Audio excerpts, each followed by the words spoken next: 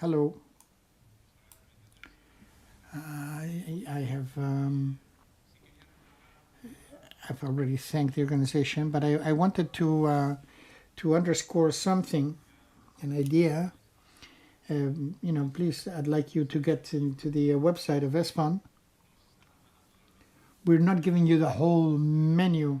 We have chosen, the rib steak, the place, and something more. But we have been working with loans. We have been working with a database of over 1 billion credits offered by the European Central Bank.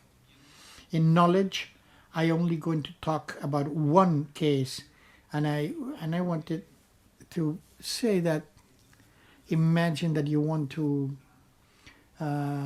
tender for a European project, to get into a European project, and the project director calls you and says, how do we measure the flow of knowledge in Europe among regions? Tick tack, and gives you 1 or 2 days to define what knowledge is, how you measure it, and how you deal with it. And having done that with any flows would have been a project. This is a joke. They can't ask us at a regional level when we don't even know it at the national level. So I want to thank the effort of thinking of something which was like air. How do I measure services? How do I measure the knowledge, the flow of knowledge? Since we weren't able to tell you all, okay, I'm going to be 3 times up here. This is an economy of scale. We have done it together. I am going to talk only about patents. But in this brainstorm, there were other aspects which we didn't know. The TU Delft team, who are not here today with us, and flow of knowledge is what students take from one place to another when they move, and we can measure that. So they got the data for students from every university.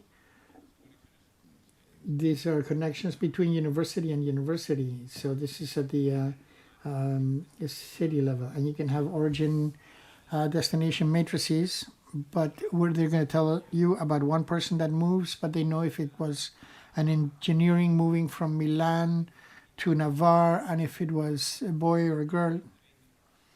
H2020 partnerships. We're trying to create European projects, and there, obviously, when Navarra and Nasuvinsa coordinates a project, there's a flow of knowledge. We spent a lot of time. If the flow was Xavier to the rest to Xavier or what, but there was a knowledge network that didn't exist before, and today we have this knowledge that we're transmitting. So we're going to do networks of geographically located institutions who participate in geographical in the European Union. If it's one directional, bidirectional, that's something to be discussed. Patent citations. Well, what a type of knowledge is expressly registered when you have an innovation. You register the. You have to, in order to patent it, you have to say where it comes from and where it's coming from, what it's going to be used for, and what are you basing yourself on. So there are scientists whose outputs have been used to generate your output. Sorry, to generate your output, you had inputs which were other patents.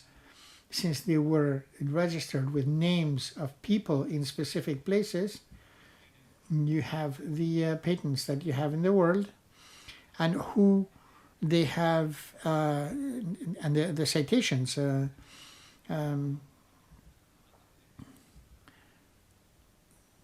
That's in order to materialize your your patent. So you have somebody who's if you go into the ESPON ERI tools, you can construct a regional narrative for Navarre. Why do people come to study in Navarre?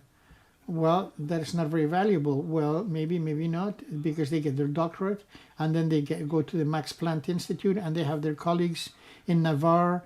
They have their friends in Navarre and they have married a boy or a girl in Navarra. So, it's intangible. It's a little more tangible, but can we promote it? Yes, from the business.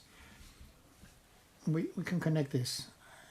For any region of Europe, you can connect this. If the basic is the generating innovation and R&D with a commercial value, then we have maintained all this. So the goal is to construct those matrices with a pan-European goal, focusing on the NUTS 2 level.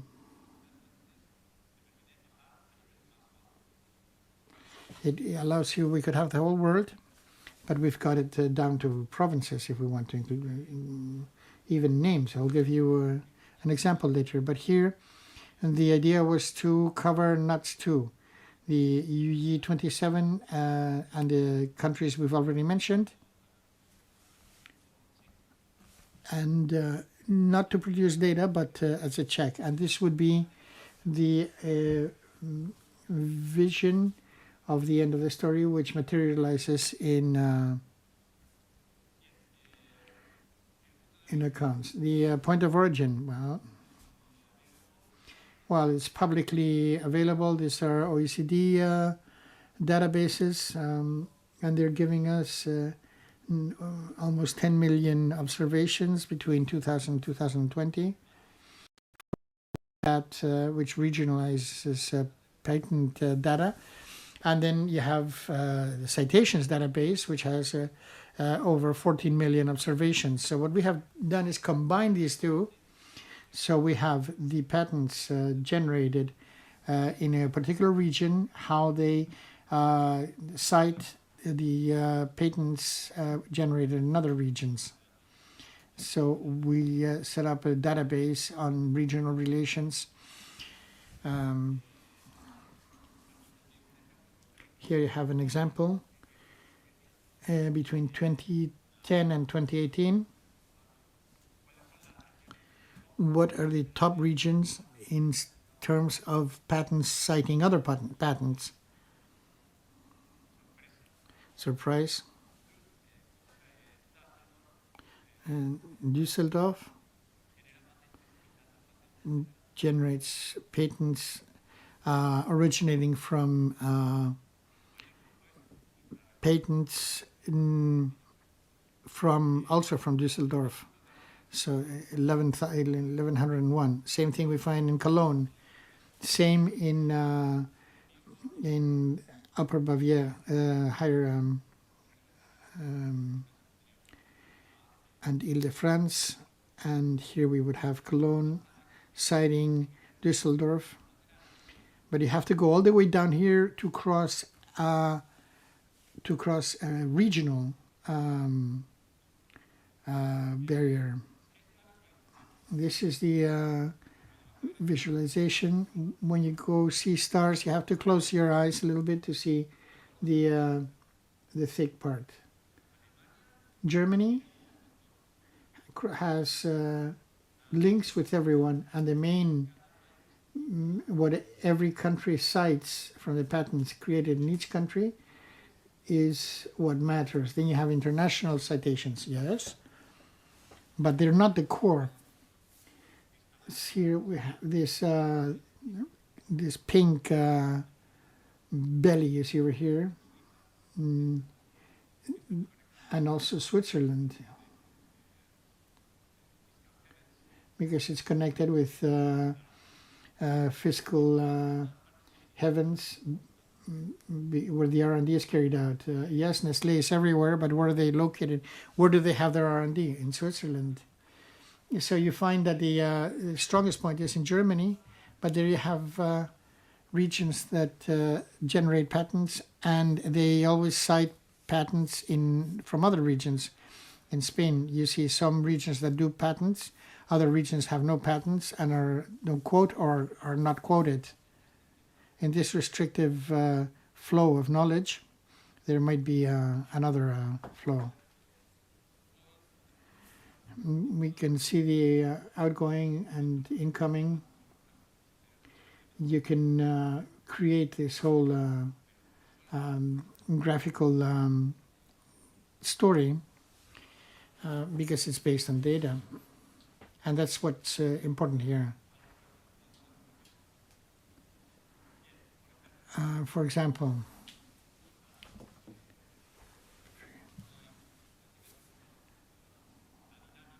we have the dynamics of citations. The only interregional we're going to see in the top 10 were in 2010, and they were German. Cologne with Düsseldorf, Düsseldorf, Cologne. But in 2018, they disappeared. There isn't a single interregional flow in the top 10. We're going to see Germany and France, and it's all intraregional. I have a hypothesis for this, I will explain later. And we see changes in dynamics. This can be extrapolated to 2021.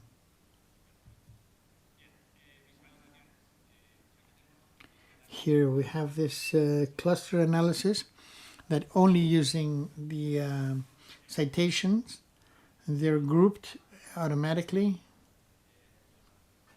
The regions, we don't do anything. The cluster separates the more different ones and groups the most similar ones. And it's grouping a little bit the same story.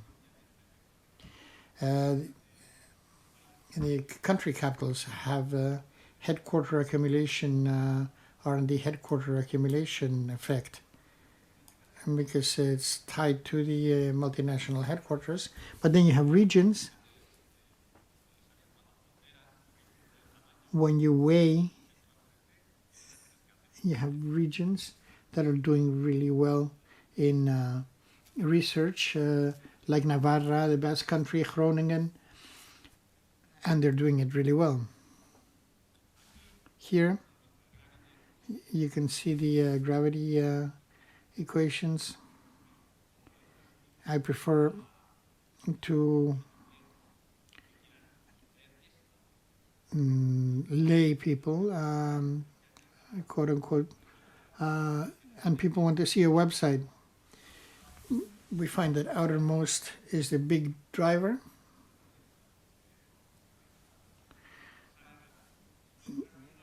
Intra-regional flow, it's enormous. The Düsseldorf patents cited in Düsseldorf. You have, it's much more likely that if you're in Düsseldorf, you will be citing a Düsseldorf patent much more than Bavaria, and definitely more than the Basque Country, for example. It depends if it's an island or not. Does being an island country, two regions that are in island, or one of them is in an island country, do they favor knowledge? Why? Because of the United Kingdom. If you look at Germany, Switzerland, and the United Kingdom, they have 75% of innovation activity, and that's going to come out in the explanation. It's anomalous, yes. It wouldn't make sense that somebody's in an island and more isolated, and they can all be talk on the phone or travel by plane, and would have greater knowledge. There's a peculiarity, there's something particular in that island, because an accumulation of headquarters, or Oxford, Cambridge, but the distance is obviously negative. Apart from that, being an island region is negative. It's good for tourism. but not for patenting. Common language. That's weird. It's always positive in everywhere. Why not here? Because France, Germany, France, Switzerland, and the United Kingdom don't speak the same language. If the large centers are there, it doesn't have to do anything with language. That variable is not going to be positive. And if Switzerland and Germany are close, then that's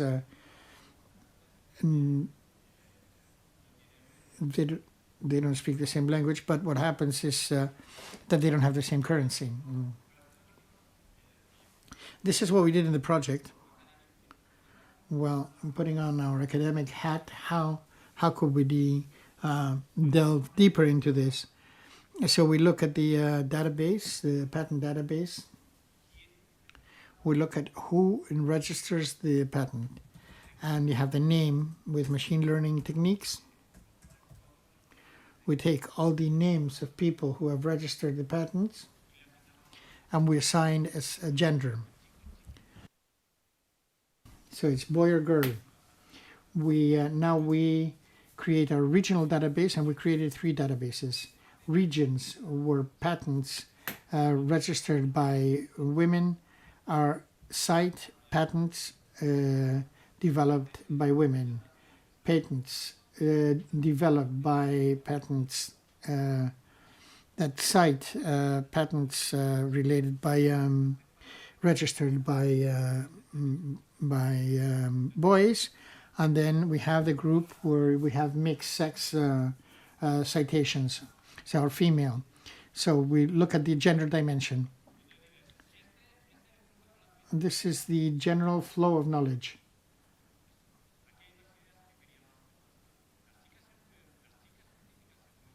Do female scientists move more than male scientists? Do they drag their ties, their origins, and cite their places of origin more? Do they have more problems to cores and hubs? And this reduces their probability of citing. So we wanted to get into this. So you find that here the fabric is not as dense. And here I want to finish with this. This is like a cluster analysis with maps.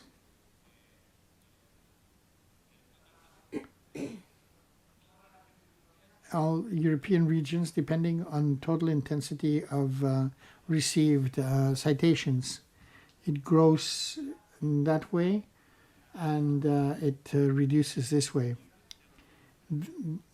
There would be regions according to citations of patents registered by women by growing towards the right. And the color is another variable. And the other one is labor mobility. We have all the workers in Europe. We know where they were born, where they work, and where they were working the previous year. And we can specify if they have a doctorate, if they're scientists.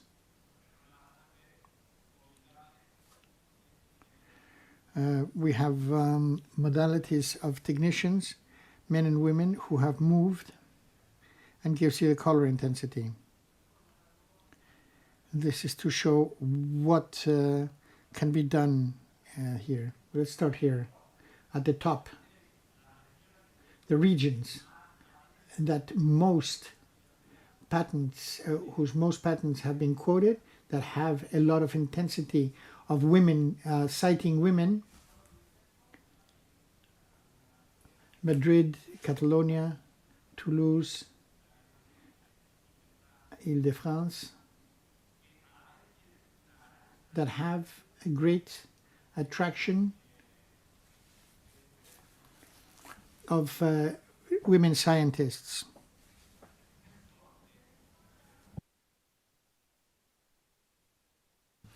This is the innovation hub, Navarre. Where would it be? Would be Where is Navarre? Navarre is in the average of innovative regions that are cited in the area of women in the high percentile. There are more women than average that are registering patents, and the color is low because although it attracts female scientists, it is not one of the regions that attracts the most female scientists. These are my conclusions. This is interesting. What's the most mobile area? Phone calls, letters, commerce, capital, immigration, ideas.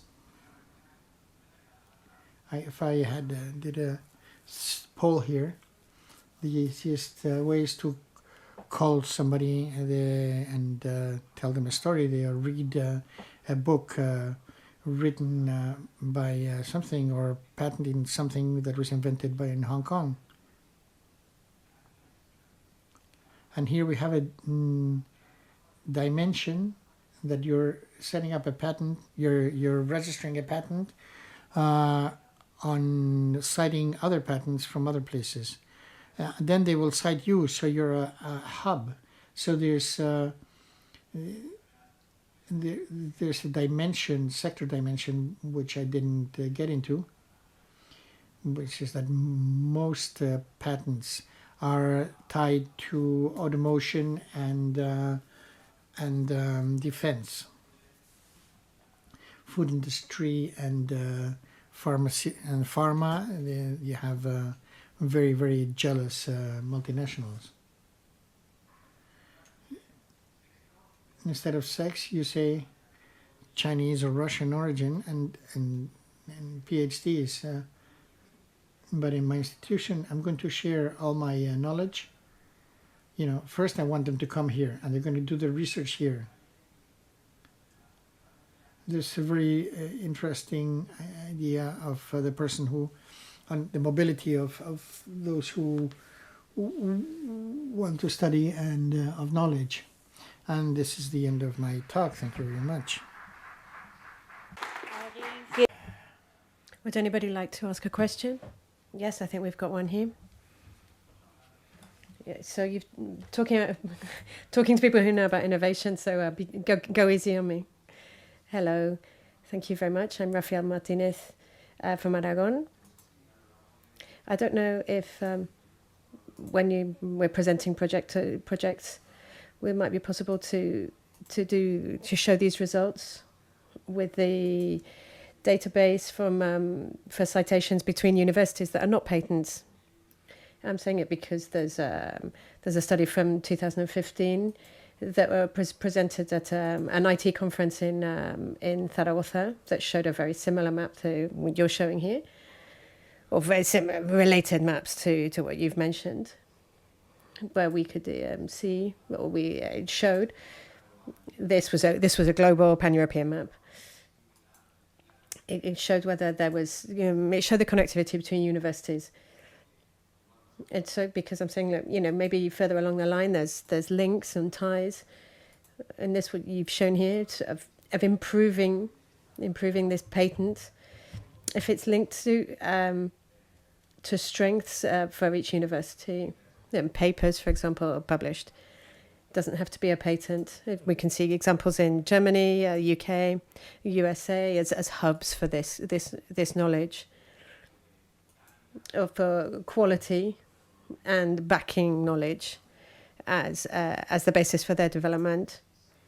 And so I don't know if you want to continue to research this, and you can maybe look in this aspect, because it would improve the quality of this research. Thank you very much. The problem that we've had, well, it's not really a problem. Yeah, the reality. It's in this project. Let's look in the situation of we need to develop it in 2 years.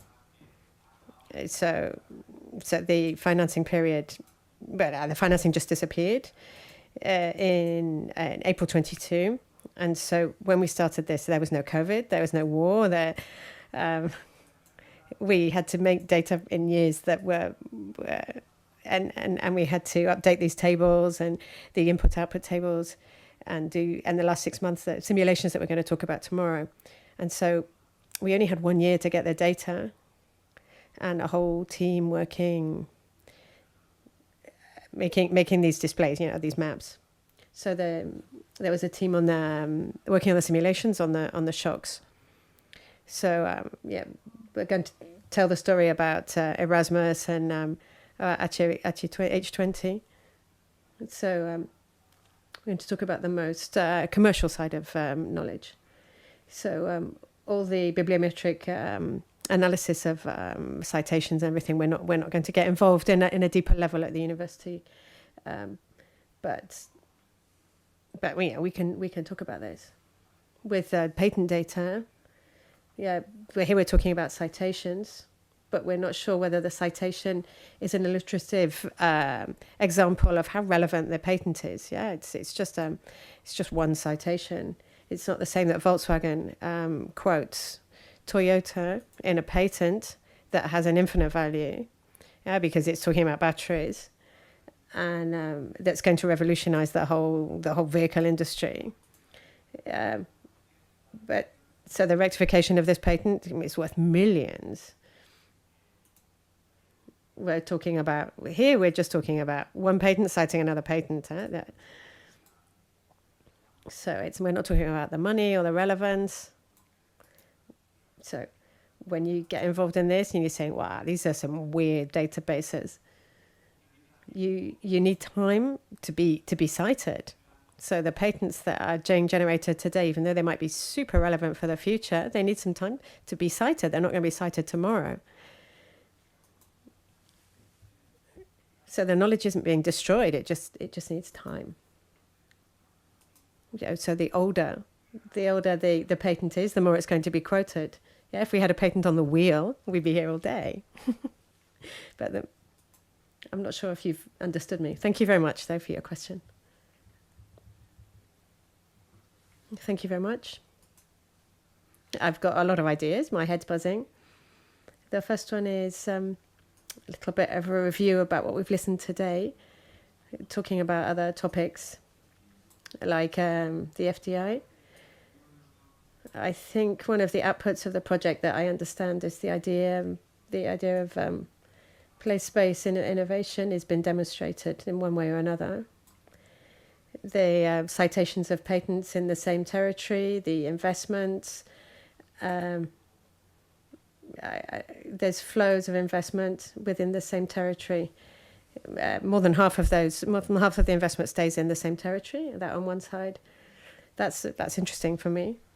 In terms of sector, it could be amazing. But the European Commission is driving inter-region cooperation because the markets are very fragmented in the EU, and we have to fight like great huge blocks.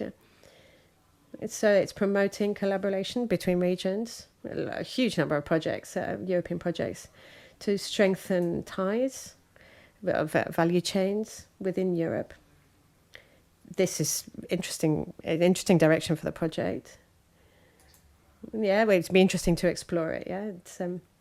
We'd have to look a little bit further at the data, wouldn't we? But because it's got some instruments that are specifically looking the interregional investment, the I3, interregional innovation investments that looks for investments that between regions that need to have a similar industrial basis. So this could be useful. So this is kind of an open question. So how can we use this data from this project to promote other relations between regions, but that might be sensible or related to an industrial basis? And secondly, value chains could get shorter. There's a hypothesis. So we're all thinking We're going to capture the links in the change that I can for my region, but there's always the risk that whatever you're manufacturing could leave your region. So there's always a risk of delocation. So based only in climate impact, yeah, the footprint of each good, or of all goods that's being exported, we could make a compound risk index, or the resilience of a territory. Yeah, the possibility of maintaining its industry, and in terms of substitutional products, yeah, if I analyze this data, can I see that this region has got a similar capacity to other regions, and yeah, that is it similar to other hubs? We need a way of comparing this data. So here's an open, complex question. I'll leave it there. I'd say that the problem with these sessions and this project is that if you love this, then your brain's imploding right now. So people who like going to an electronics store, it's a bit like that. It's a bit like it's a kid in a candy store. Yeah, so we've got infinite possibilities with this project. And so, what shares do I have to invest in? But diversify, yeah, that's the only way to go.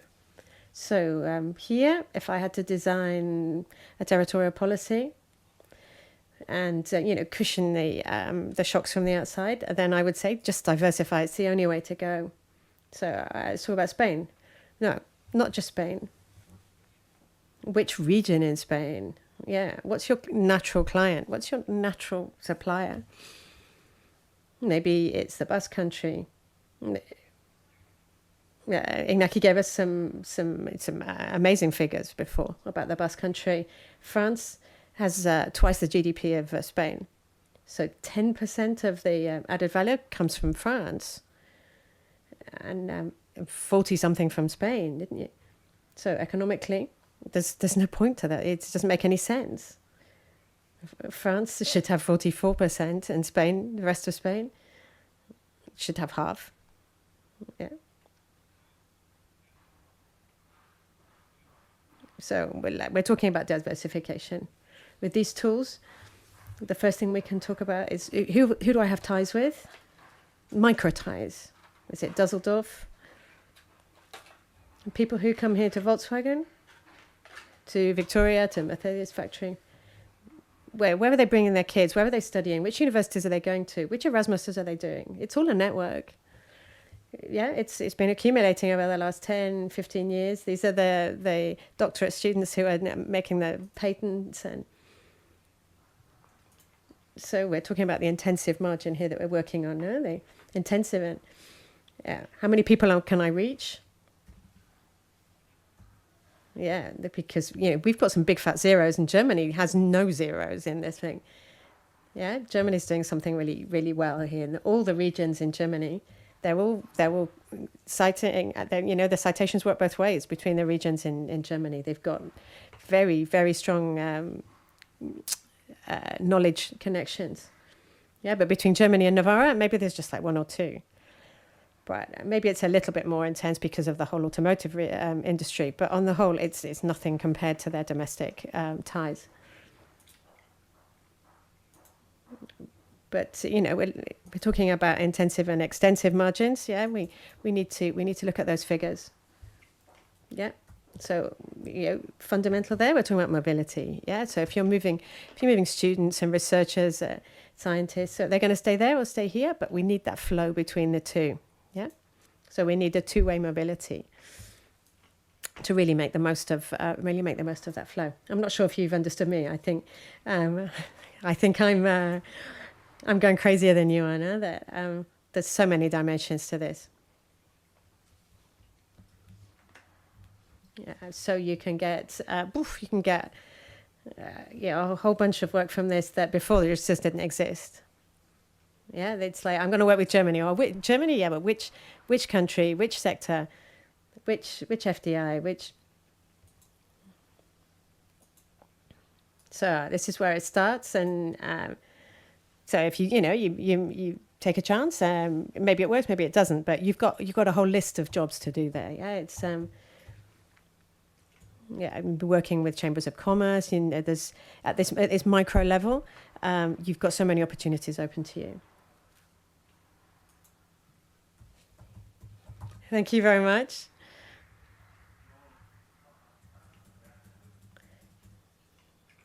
If we got we got time for. So we're about to stop for lunch. So if it's a really short question. Little bit of promotion of OECD work. We do have a mobility of scientific authors, so maybe in the future for robustness analysis you can use. It's from country to country. I'm not sure whether there is a regional dimension. I don't think so, but it's based on affiliation to institutions. So I think underlining data allows for this kind of analysis, and this also can be weighted by the citations of the authors. So it might be interesting in the future analysis or the phase 2 of the project. Thank you. Thank you very much.